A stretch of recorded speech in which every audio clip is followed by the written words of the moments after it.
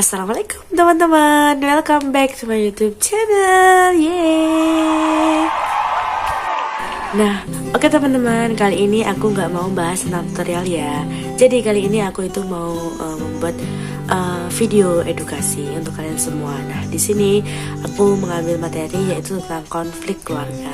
Nah, tugas ini ditujukan untuk memenuhi tugas pada mata kuliah konseling keluarga yang diampu oleh Bapak Imas Bagus Putra MH. Nah, di sini aku nggak sendirian ya teman-teman. Jadi di sini aku nanti setelah aku menyampaikan materi, ada yang menyambut materi aku, dia ada Faizatul Ulia dan ada Dita Novitasari. Nah, gimana edukasi yang kita berikan dan gimana pemaparan materi yang kita berikan.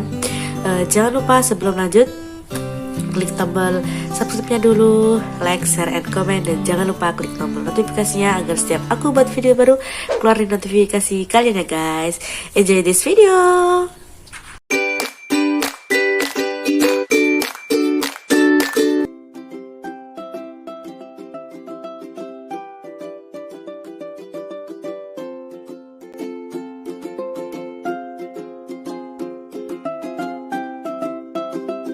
Nah, untuk materi pertama akan aku sampaikan. Nah, sebelum lanjut, perkenalkan, nama aku Isma Rahmawati dari Bimbingan Penyuluhan Islam IAIN Ponorogo semester 6.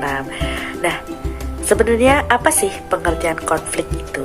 Jadi, konflik dalam bahasa Inggris diartikan sebagai kata benda atau noun yang berarti a serious disagreement or argument. Nah, sedangkan sebagai verb berarti be uncomfortable or clash. Nah, meskipun demikian, banyak berbagai kajian yang menunjukkan bahwa tidak semua konflik itu dapat berakibat buruk. Bahkan ada hal-hal positif yang ada dalam konflik tersebut. Menurut Fisher, konflik adalah hubungan antara dua pihak atau lebih, individu atau kelompok yang memiliki atau yang merasa memiliki sasaran yang tidak sejalan, seperti itu. Sedangkan menurut Fuad dan Mas Kanan, konflik adalah benturan yang terjadi antara dua orang atau lebih yang disebabkan karena adanya perbedaan kondisi sosial, budaya, nilai status, dan kekuasaan, di mana masing-masing pihak memiliki kepentingan terhadap sumber daya alam. Jadi dari pendapatnya Fuad dan Mas Kanan ini dapat kita simpulkan bahwa konflik itu terjadi antara dua orang atau lebih. Nah, itu terjadi karena adanya benturan ras, nilai, agama, status, dan di mana semua pihak itu mempunyai keperluan atau kepentingan masing-masing dari sumber alam dan terhadap sumber daya alamnya tersebut, teman-teman. Nah, selanjutnya aku akan menjelaskan tentang karakteristik dari konflik keluarga. Jadi di sini itu ada 8 karakteristik konflik keluarga. Nah, yang pertama adalah benturan pekerjaan dan tanggung jawab. Jadi aku banyak melihat di sosial media atau bahkan aku melihat secara langsung bahwa suami dan istri itu bertukar peran.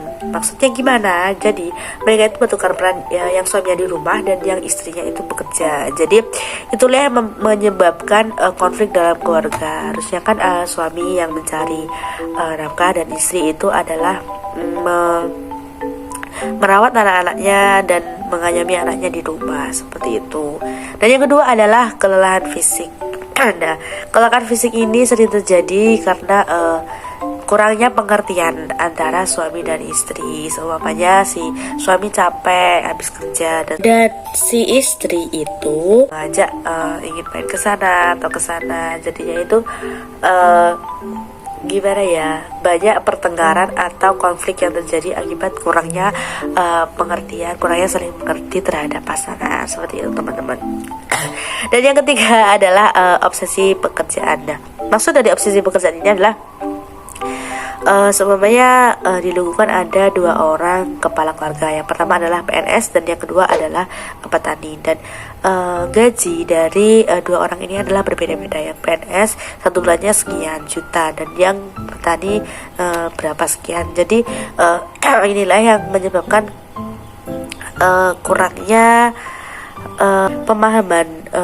kurangnya pemahaman tentang obsesi pekerjaan ini. Sebenarnya kalau ditempatkan di tempat porsi yang cukup, insya Allah itu nanti untuk obsesi pekerjaan ini akan serata, maksudnya nggak ada perbedaan tentang PNS gajinya sekian, terus petani bekerjanya sekian, jadinya itu fleksibel seperti itu teman-teman. Dan yang keempat adalah pekerjaan karir, peluang waktu keluarga. Dan di sini itu lebih ke peluang keluarga ya, maksudnya peluang waktu untuk keluarga. Dan jadi ya sesibuk-sibuk kepala keluarga atau sesibuk-sibuk kalian, jangan melupakan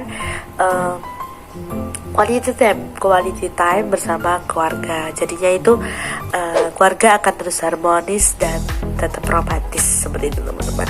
Dan yang kelima adalah benturan kehidupan rumah pekerjaan. Ini sama seperti yang sudah aku jelaskan di atas. Jadi yang untuk 6, 7, dan 8 itu adalah sama, benturan pekerjaannya hanya berbeda di lingkungan dan di rumah seperti itu. Lanjut, aku akan menjelaskan tentang macam-macam konflik dalam keluarga. Nah, konflik-konflik dalam keluarga itu ada dua. Yang pertama adalah solve konflik, dan yang kedua adalah perpetual conflict. Nah, yang pertama adalah solvable conflict. Nah, solvable conflict ini adalah konflik keluarga atau permasalahan keluarga yang jangka pendek, yang akar permasalahannya mudah ditemukan dan dapat diselesaikan. Contohnya adalah memilih destinasi liburan, film yang akan ditonton, pemilihan warna yang tembok untuk cat rumah, dan lain-lain. Pada suatu titik, perbedaan pendapat dalam sebuah konflik akan hilang dan keluarga akan menyatukan suara. Jadinya di sini itu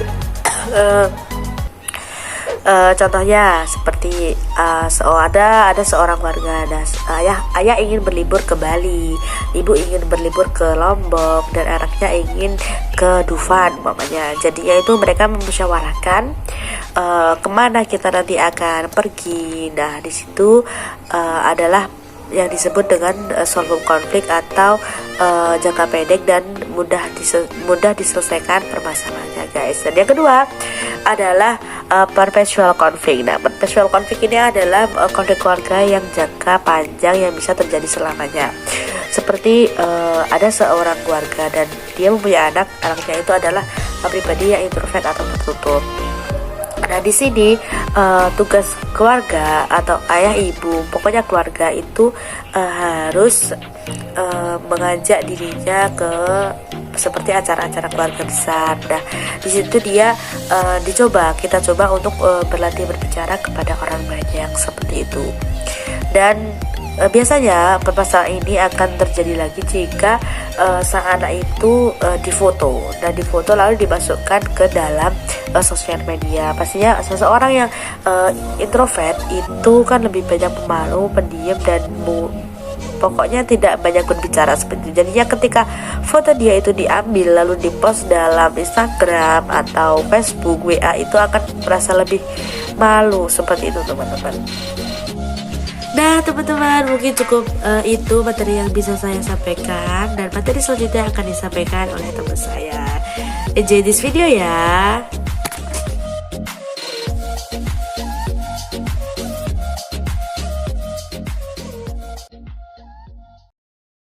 Oke, perkenalkan, nama saya Faiza Tulgulia. Saya akan melanjutkan pembahasan sebelumnya.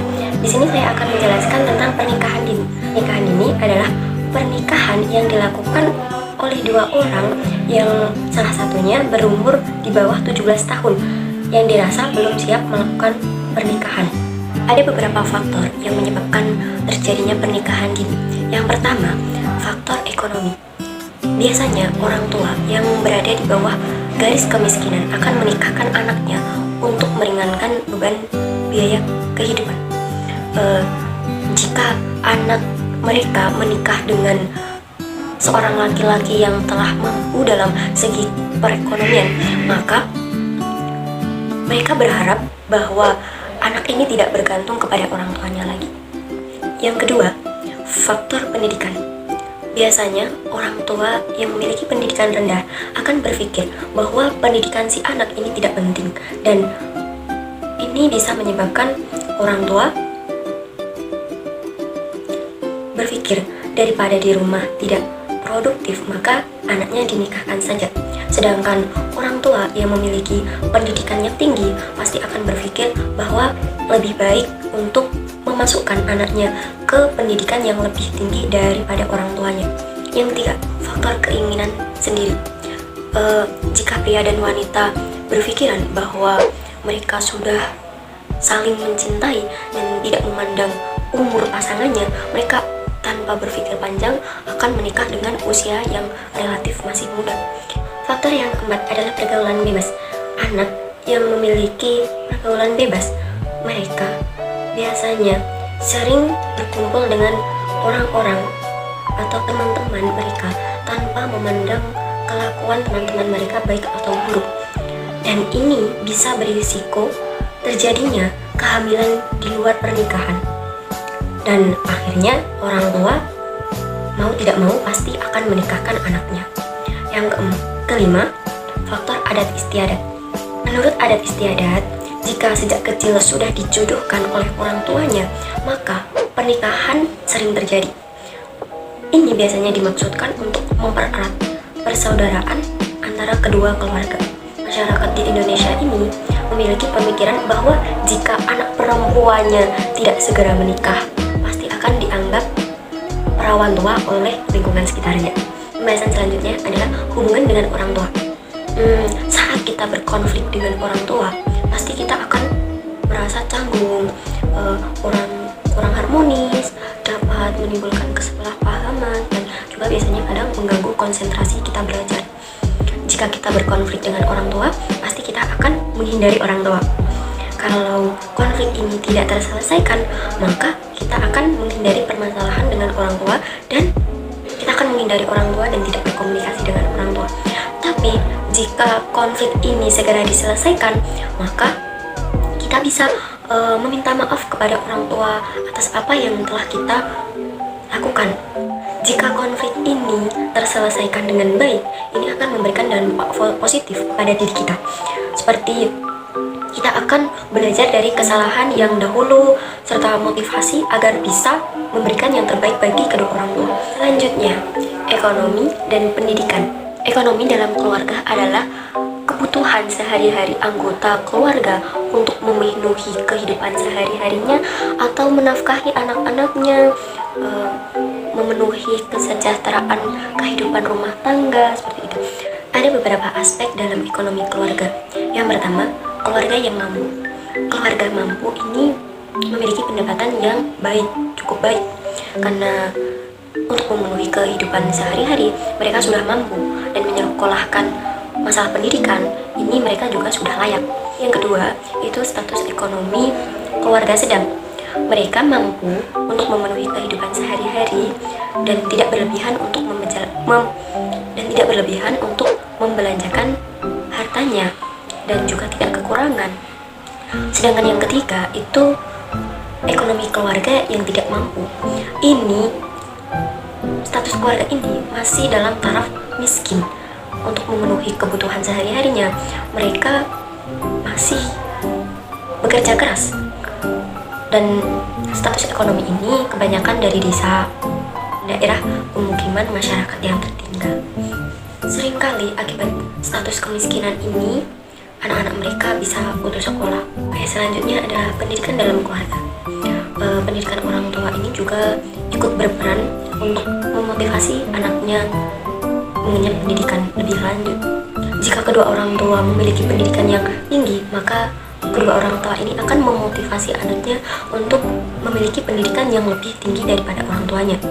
Sedangkan jika pendidikan orang tua mereka rendah, mereka akan cenderung kurang memberi dukungan bagi anak-anaknya melanjutkan pendidikan.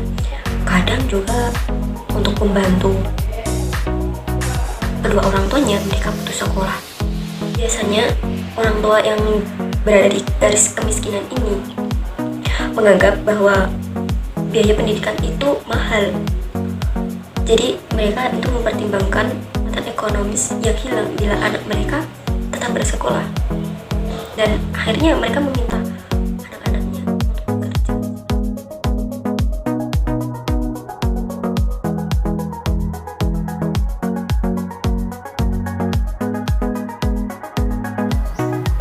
Baik, pada kesempatan kali ini saya akan menjelaskan tentang KDRT, kekerasan dalam rumah tangga. Kekerasan dalam rumah tangga adalah segala bentuk ancaman, pelecehan, dan kekerasan antara dua belah pihak yang terkait dalam hubungan pernikahan. KDRT sendiri banyak kita temui, yaitu seorang perempuan menjadi korbannya dan laki-laki sebagai pelakunya atau suami. Kekerasan dalam rumah tangga ini tidak hanya dalam bentuk fisik seperti memukul saja, akan tetapi banyak sekali bentuk-bentuk kekerasan dalam rumah tangga. Lalu apa saja bentuk-bentuk kekerasan dalam rumah tangga itu? Yang pertama, kekerasan fisik, yaitu dalam bentuk pemukulan dengan tangan maupun benda yang di sekitarnya, yaitu disebut dengan penganiayaan. Atau juga pemberian beban kerja yang berlebihan, seperti membebankan semua pekerjaan rumah terhadap istri. Yang kedua, yaitu kekerasan verbal.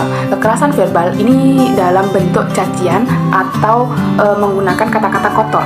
Yang ketiga, kekerasan secara psikologi atau emosional, yaitu meliputi pembatasan hak-hak individu dan berbagai macam bentuk tindakan. Yang keempat, yaitu kekerasan ekonomi melalui tindakan pembatasan penggunaan keuangan yang berlebihan dan memaksa kehendak untuk kepentingan-kepentingan ekonomi, seperti menyuruh istrinya untuk bekerja dengan lebih giat atau terlalu memporsir untuk bekerja. Yang kelima, yaitu kekerasan seksual dalam bentuk pelecehan seksual yang paling ringan hingga pemerkosaan. Dan KDRT ini sendiri pun berakibat sangat fatal bagi korbannya. Kenapa? Karena KDRT ini mengancam kesehatan mental. Korban bisa terancam mentalnya, bahkan merasakan depresi, terpuruk, bahkan tidak semangat untuk hidup. Merasa tertekan karena merasa dirinya selalu salah dan disalahkan. Baik, untuk kalian yang belum berumah tangga atau akan membangun rumah tangga, usahakan sebisa mungkin untuk menyelesaikan masalah dengan kepala dingin dan tidak mengedepankan emosi. Berikut juga ada upaya-upaya untuk mencegah terjadinya KDRT. Yang pertama, mengamalkan ajaran Islam. Semua agama memiliki tujuan yang baik. Tidak ada satupun agama yang ingin menjerumuskan atau mengajukan untuk melakukan kekerasan. Sehingga ketika agama menjadi pondasi dalam sebuah keluarga, maka KDRT akan terhindar. Yang kedua, jalinlah komunikasi dengan baik. Komunikasi dalam keluarga harus dibangun dengan baik setiap harinya. Dan apabila ada problem atau masalah miskomunikasi, maka cepatlah selesaikan. Karena terjadinya masalah itu sebenarnya dari komunikasi yang renggang. Maka terjadilah miskomunikasi dan penumpukan masalah selanjutnya. Maka akan terjadi atau terpiculah problem-problem yang membuat keresahan di hati. Yang ketiga, pendidikan sejak dini. Maka anak diajarkan untuk tidak memukul, tidak boleh berkata kasar, hingga bagaimana mengatasi rasa amarah. Jadi kita mengajarkan ke anak sejak dini. Jadi misal ketika emosi atau marah, itu usahakan untuk tidak memukul. Bagaimana cara merendam emosi itu gitu? Untuk tidak memukul bila kita emosi atau sedang marah, itu jangan sampai keluar kata-kata kasar. Harus bisa sabar dan merendam rasa amarah tersebut. Atau juga bisa dengan mediasi. Jika kita sedang dililit oleh permasalahan yang besar dan seakan-akan masalah itu tidak ada jalan keluar, atau kita sudah tidak bisa mengatasi masalah itu, maka lakukanlah mediasi. Atau mediasi itu spiritual, bagaimana antara hubungan kita dengan Allah saja. Jadi melakukan mediasi, kayak merenung, memasrahkan semuanya, mengadukan keluh kesah kita semuanya itu ke Allah. Kita kembalikan lagi semuanya itu ke Allah. Oke, poin yang kedua yaitu ada resolusi konflik. Resolusi konflik yaitu cara untuk menemukan solusi supaya kedua belah pihak yang berkonflik ini tadi menemukan jalan keluar atau menemukan solusi supaya orang yang berkonflik ini tidak terus berkepanjangan, tidak terus berseteru begitu. Dan di sini ada bagaimana cara kita menyelesaikan masalah dengan menggunakan resolusi konflik ya. Yang pertama, maka menyelesaikan masalah itu dengan kasih sayang. Islam itu selalu mengajarkan kepada umatnya untuk menyebarkan sikap kasih sayang kepada siapapun. Untuk itu, apabila kita mempunyai masalah atau konflik, maka kita harus dengan menggunakan kasih sayang dan dengan kelembutan hati. Oke, yang kedua ada mengendalikan emosi. Apabila kita ingin menyelesaikan masalah atau masalah kita itu supaya cepat selesai ya, cepat kelar begitu, maka untuk menyelesaikan masalah itu jangan dengan emosi. Maka gunakanlah pikiran dan hati yang tenang. Usahakan untuk berbicara dengan pelan, tidak dengan emosi. Katakan dengan pelan-pelan dan apa adanya, dengan sebenarnya, tanpa menggunakan emosi atau kemarahannya. Yang ketiga, saling memberi nasihat dengan lembut. Apabila kurang pasnya di mana, maka utarakan maksud kita itu, pengennya kita itu bagaimana, seperti itu. Dan kita juga harus saling memahami ya, apabila kita memiliki masalah dengan seseorang. Yang selanjutnya, saling memaafkan satu sama lain. Usahakan jangan bersikap keras kepala dalam menyelesaikan suatu hal permasalahan. Usahakan dengan kepala dingin dan ketenangan hati. Juga untuk sebisa mungkin kita bisa meminta maaf duluan ya. Kenapa? Karena sebenarnya meminta maaf dulu itu tidak menjatuhkan harga diri kita. Justru malah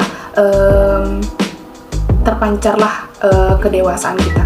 Yang selanjutnya, menjaga komunikasi dengan baik dan saling percaya. Adanya komunikasi yang intens dan saling percaya, maka akan terhindarlah dari konflik-konflik yang akan memicu masalah besar. Itu saja yang dapat saya sampaikan. Terima kasih.